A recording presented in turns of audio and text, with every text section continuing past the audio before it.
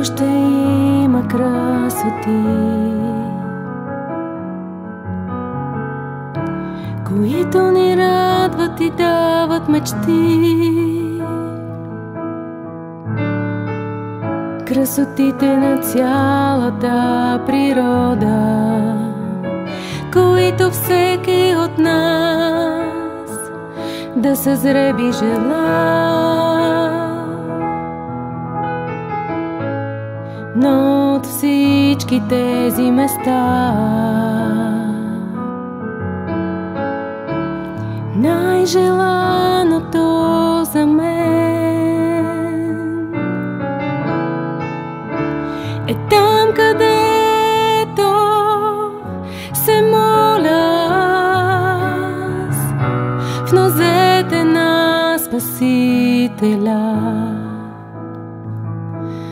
Най-прекрасното място е в нозете на Исус, там където сърцето намира сила и покой.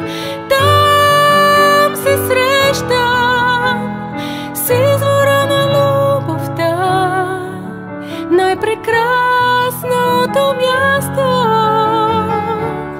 е в нозете на Исус.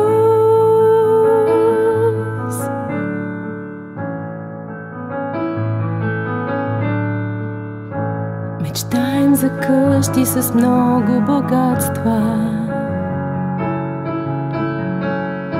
за чудни палати на морския бряг. Но тези неща за мен нямат смисъл, ако Христос не е над всичко това.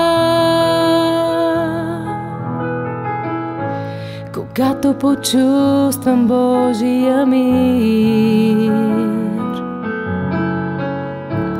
силната му и дълбока любов, там където и да съм, ще бъда щастлив. Защо?